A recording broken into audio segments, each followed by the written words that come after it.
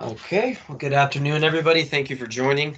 My name is Robert Booth. I'm a director of the process discovery practice here at Accelirate. And on the line, we also have Justin Keefe, who's the head of process mining, as well as our rock operations specialist. We're going to be going through our process mining presentation, but specifically on how we're going to be transforming your data and ultimately your process as we do with process mining. So let's go ahead and get started, Justin, on the next slide. Okay, so we're going to get started first. We had a webinar a few weeks ago about process mining, giving it an overview of process mining. We're going to do a little recap here at the beginning just for anyone who's newly joined or forgot from the last webinar. So first we're going to ask, what is process mining? Process mining can extract knowledge from event logs found commonly in information systems used today. So today, business processes can go across multiple departments, can go across multiple companies, can go through, tons of different information systems, and there's tons of information in event logs that you might not even know about your process that they're being logged here or there, and those can give you insights into your process. So those event logs from those processes are then put into specific process mining software that use specialized algorithms to analyze a process. So these process mining softwares use process mining algorithms and data mining algorithms to give you insights and understandings into your process so you know from the back end what's going on with your process with real data. So process mining creates new ways of discovering, monitoring, and improving your processes. And these are the three main sections of process mining. You have your process discovery, which creates a new process model or updates your previous process model. You have your monitoring, which goes into your conformance checking, and then you can improve your process with various information and insights you gain from your process mining. So now you might be asking, what is an event log? Well, an event log is information that is stored by your process while it's running.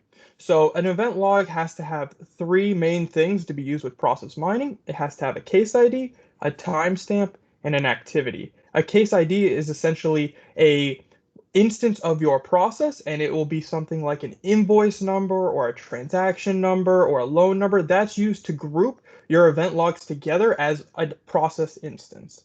And then you'll have your timestamp. Well, your timestamp is when that specific event log occurred. And this works with your case ID to show a logical flow of how your process is going over time.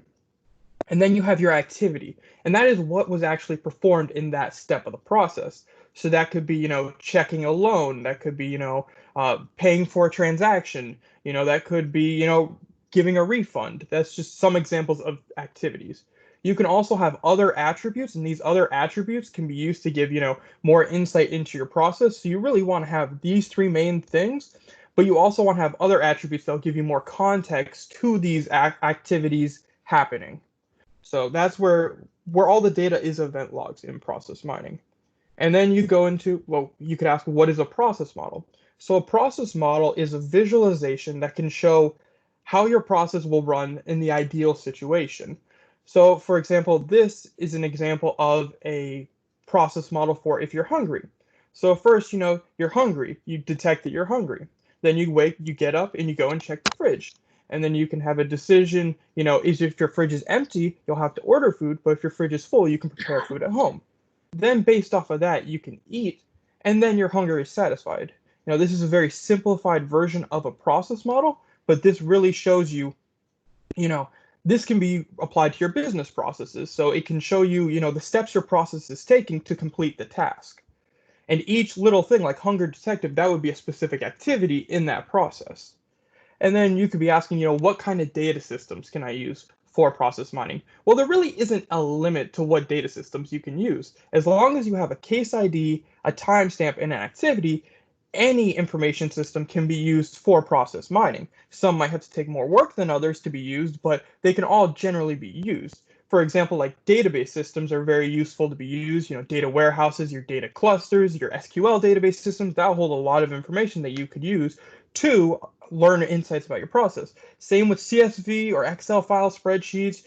Those, if you have that kind of information, you can plug that into process mining softwares. If you have transaction logs, from let's say like your customers buying and selling things, If your business suites like your SAPs and systems like that can give you a lot of useful information about your processes.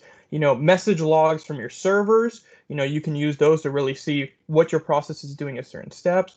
Or, websites and social media data. Nowadays, we have a lot of companies run a lot of things through websites and social media. So you could see, what's causing issues, what's slowing down in those different websites and social media data with process mining as well. So that mostly covers the recap for now. And now we're going to get into why you want to process mine, the reasons to process mine. Well, there's three main reasons you want to process mine. The first reason would be to understand your process. So this gets into the process discovery side of it. So what you would have is you would have your event logs, and then you would then analyze them with process mining algorithms, and then you get a process model. You could get a new process model if you don't have a process model to begin with, or you could get an updated version of your process model if it's very outdated. So this is where automated process discovery comes into the process mining side of things. And that would help you to understand your processes and to see a logical flow of your process over time. And then you would want, another reason you would process mine would be to validate your process. So when you're validating your process, you have your event logs, which is your real world application of your process, and you have your process model, which is your idealized, way you want the process to run, and you check to see if they match with each other. And if they're not, you can validate or not validate your process based off of that real data and that idealized way that process would run. And then the third reason you want to process mine would be to enhance your process. So there's two ways you could really enhance your process.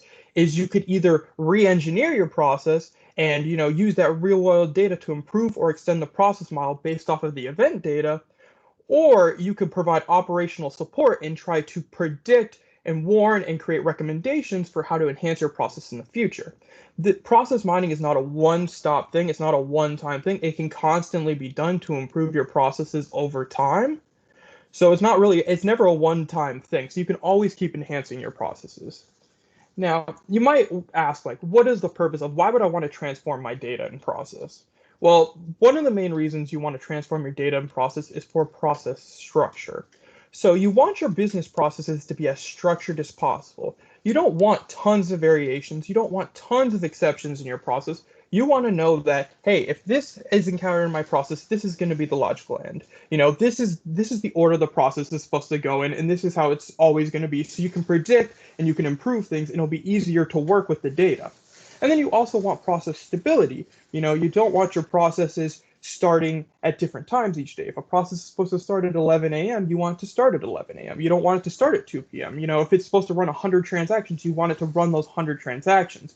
You want everything to be as stable and structured as possible so you can easily create changes, you can understand your process, and you can really enhance it for the future. An unstable and unstructured process is very hard to make changes to because no one will really know what's going on with the process. So these are the main reasons you really want to transform your data and your process. So now let's actually get into transforming your data and process. So this goes with the process mining methodology. So the first step of that would be your plan and justify phase. So in your planning phase, you want to ask questions. These are going to be very high level questions early on because you haven't actually looked into the data or looked into the process itself yet. So you're going to ask, what kind of questions? What are we trying to find out about our process? What kind of information are we trying to get out of it? This can come from the business or the process miners themselves. Ask all the questions there, what we're looking for, what we're not looking for, what we predict we'll get, what we don't predict we'll get. And then you're going to want to meet with the stakeholders. You're going to want to meet with business and IT stakeholders. You're going to want to meet with them so you can get all the information because it's going to take a lot of collaboration from both sides, from the process miners and the business and IT systems, because the business and IT systems will have to supply the process miners with the data that they need to be able to process mine. And then you're going to want to work on planning and timelines. So, when you're doing process mining, you want to have flexible timelines because at the end of the day, you're not going to know what insights you're going to have in your process. You're not going to know how complex your data is to work with. So you want to have flexible timelines that can reflect any, things that might come up. But you also want to have rough guidelines so you can start getting insights and giving, tangible data to the business to be able to start changing the process as soon as possible. And then the last thing you're going to want to do is you're going to want to learn. You're going to want to learn as much as you can about the process in these early stages from the people who know the process. You're going to want to learn as much as possible. And then it gets into the justifying phase. Should you have to justify whether there is a good reason to process mine this process. So first thing you're going to want to look into is the process quality. Is the process big enough? Does it have enough information? Is the process able to change? There's lots of things in process quality you want to look at. Or is there another process that's more important, that's more unstructured and unstable that should be looked at first? A process that's already very stable and structured and a lot of information is known about it, you might not want to process mine right away. You might not want to work on a process that's more unstructured first. And then next thing you want to look at in your justify phase is your availability of the data. So it's said when you're process mining a process, you should have about at least 1 million event logs and at least 300,000 unique case IDs to process mine. So simply, do you have enough data with your process? Is it big enough to process mine? And then you want to look in your ability to change. Can this process be changed, or is it stuck the way it is because of, let's say, regulations or something that the business doesn't want to change that process? You want to make sure you have the ability to change that process and to implement the insights you get. And then you're going to want to reassess, and this will be constantly done. You'll want to reassess what you're doing, and you're going to want to, come back to your planning phase, and you're going to want to continuously work on your process. And then after that, you get to your extracting phase. So you're going to start extracting data, like event data, from your various data systems. Now, this will work with your IT team, will work heavily with the process miners to extract that event data. And then you'll want to get your process models from the SME and the business management who has those process models, if they do exist at that time. If there aren't any process models, you obviously can't extract that at this time, and you'll have to create one in one of the later steps. And then you'll want to get your objectives and your questions, what they're really trying to find and what you can really find about the data. You're going to want to get that in this phase. And then, the most important, obviously, is getting that event data in this phase. And that brings us into what data can and should be used for analysis. Like I said before, is the amount of data, is there enough data there to be process mined? If the content of data there, do we have the 3 necessary fields? Do we have the case ID? Do we have the timestamp? Do we have an activity? Is all the data relevant to that process? Because no 2 systems are built the same. And, you might have systems where multiple processes, all the information is lumped together. So we got to make sure all the data is relevant to the process we're trying to mine in the first place. And then, is there standardization of the data? Is the data uniform, or is, for example, 2 things that semantically mean the same thing, are they worded different? We want to make sure everything is standardized and uniform across that process to make it easy to process mine for that process. And this all happens in the extracting phase. And then, in the extracting phase, sometimes you might have to clean the data depending on, the state it's given to you. So if, for example, or a disclaimer before we get into this, the data cleaning performed in this step is only in the scope of process mining, and you should not be affecting the overall process or its data at this step. This is just after the data is given from the IT systems to the process miners, they can play and sort and fix the data. This should not affect the overall process at this step. So the data must be cleaned, filtered, and sorted if, first of all, the data does not contain a case ID, activity, or timestamp. So what you can do if they don't contain that is maybe you can clean the data. When I say clean the data, you can fill in missing steps. Let's say it doesn't have a timestamp. Maybe you can link it to another system to fill in those timestamps, really clean and get the data organized and sorted. Maybe you have to filter out data. If it doesn't have a case ID, you might just filter out the data and not use it. Or you might have to sort the data by case IDs. Really, there could be a lot of data cleaning to happen here.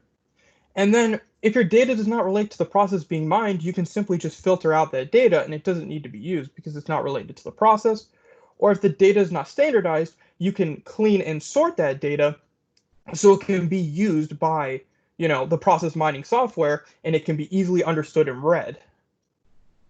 And then we get into how would you clean that data? So there's 3 main ways you can clean data. The first is with internal connectors. So various process mining softwares have internal connectors that allow you to connect to systems like SAP and SQL and do simple data transformations to use that data within process mining. Pretty much every process mining tool has something like this. They might be called something different, but generally they all have this. And then, if those don't work for you, those internal connectors aren't enough for you, you can use ETL software tools. And these are external tools that specialize in data transformation. You can use these to do bigger changes and bigger changes and transformations to your data that might be necessary. And for example, like there's like Skivia or Oracle Data Integrator that can be used for this. And then you can also use scripting languages. So let's say your internal connectors aren't doing enough for you, but you don't need as many changes to warrant getting ETL tools and things like that. You can use various scripting languages because they integrate with process mining platforms to transform your data. You can use, let's say, like Python or R. These can all be integrated and ran from within your process mining platform to clean your data. Then next, after we've cleaned our data and extracted it, we get into the creating and relating phase. So we can create a process model, which comes into process discovery.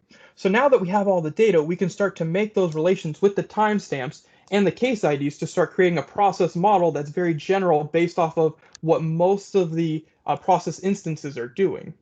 And then we can relate that model to the data, which would go into conformance checking. Now we can see, okay, does the data match our original process model or does it match more of our newer process model? We can start relating the data. And then we can start giving you basic dashboards and charts. And these basic dashboards and charts will help to give you your insights into your process right away and very early on. And you can start seeing, okay, for example, one warehouse of yours isn't performing. Maybe a factory, is producing too much of a product and is causing a bottleneck somewhere or is costing too much money. You can start to see those things with some basic dashboards like the process graph you see on the right. You can start seeing insights right away. And then you're going to want to repeat these steps we've listed above until your process is as structured and stable as possible so you understand everything. In these phases, really, the whole point is to get your processes structured and stable to be able to do future process mining, more intense process mining in the future, and provide that process reengineering or that operational support in the future. So after you create and relate, now you can start transforming your data and your process model. So now the process and its data can now be changed to reflect the insights given about your process. So now, as I said before, not to change your process and your data in the extracting phase, now you can start to change that data because you have real insights into your process. So you can start making process and data level changes to your process to make improvements for the future.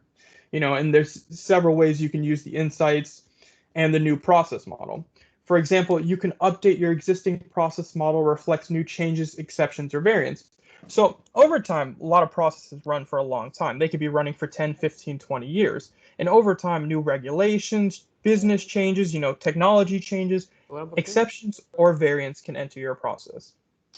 And these exceptions or variants aren't always bad exceptions or variants. They can be good, just changing with the times. So these exceptions and changes, if you're please mute yourself if you're not speaking. Thank you.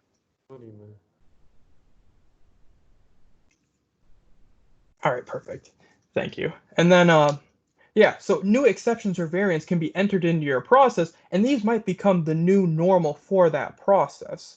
So you might want to reflect these in your process model, but you'll be able to see that now because you have the insights. You'll be able to see that these exceptions have now become the normal and can be entered into your process.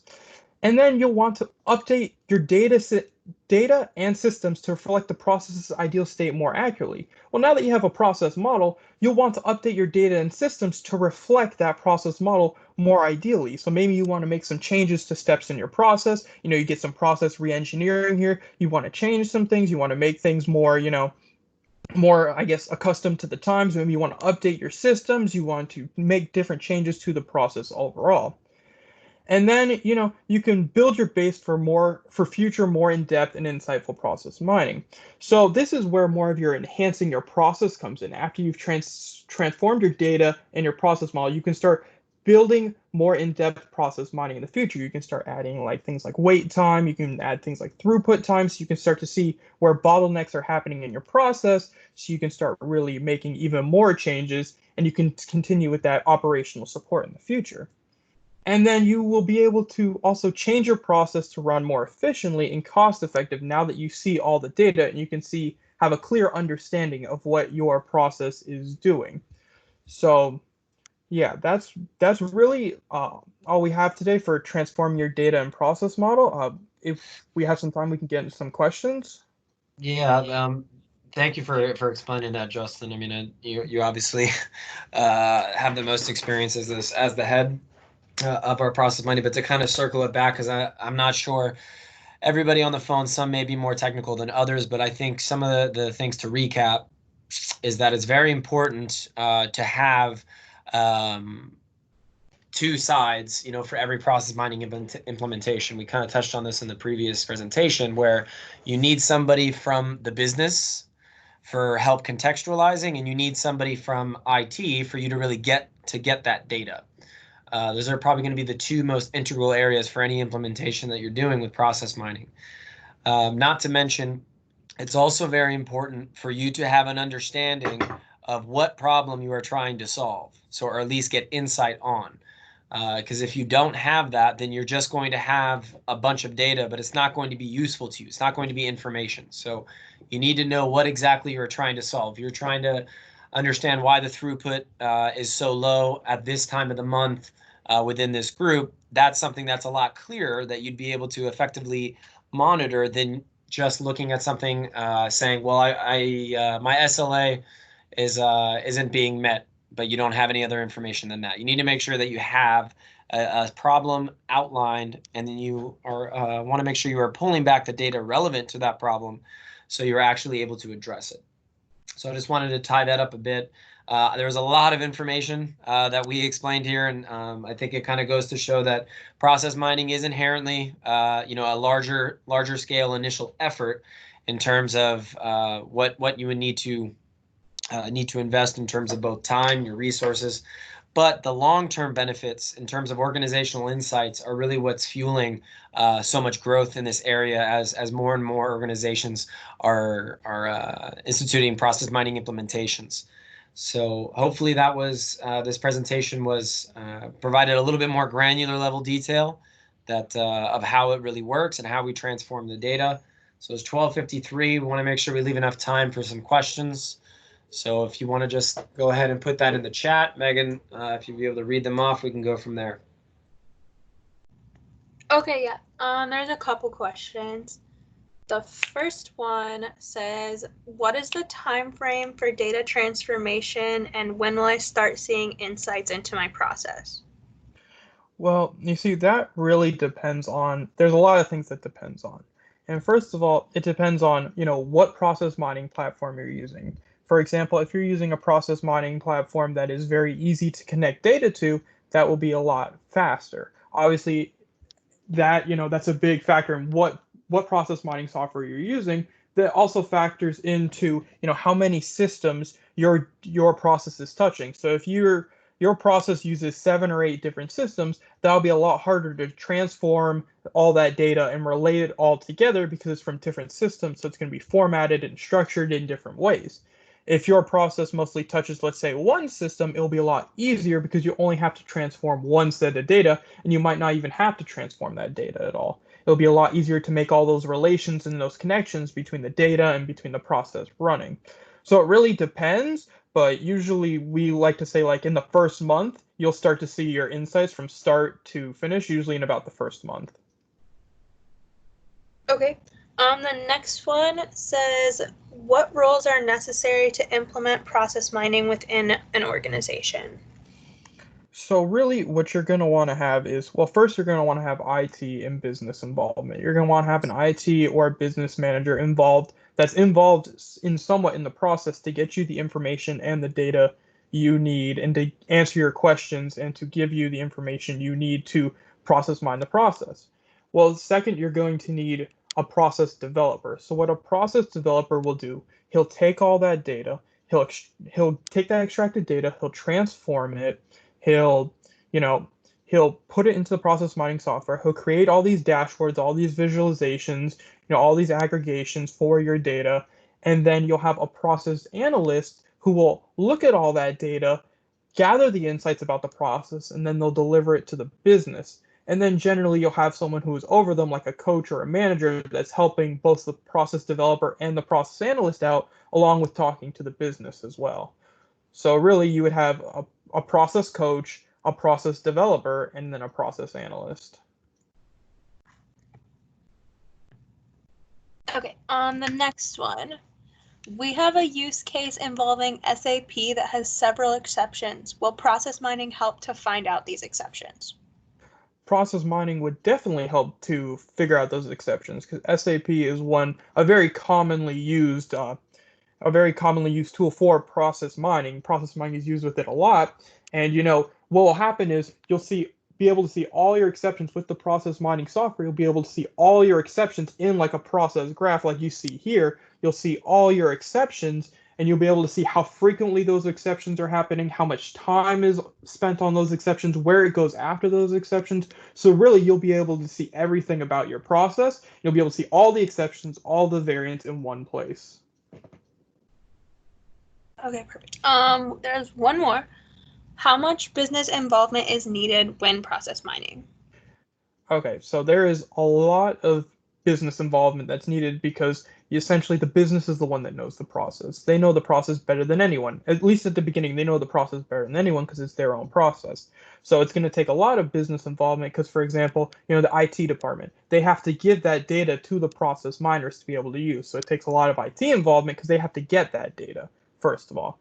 And then it takes business involvement because they have to essentially, help the process developers learn about the process so they know exactly what to look for or what this data means, what this means, what that means. They'll do a lot of that. They'll help the process developer so they understand the process.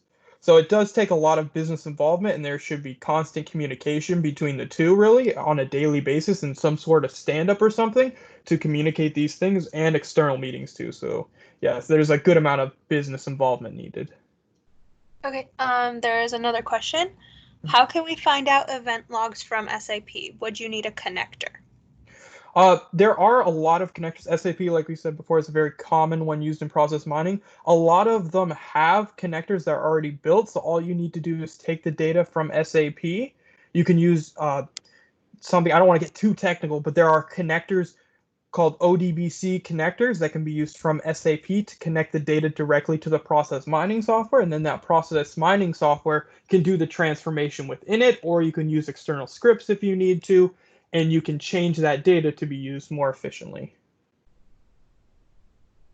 Okay, that looks like that is the last question. Okay. Well, thank you all, everybody, for joining. Justin, thank you very much for going through that. If you guys have any questions, please feel free to reach out. And thank you very much for your time.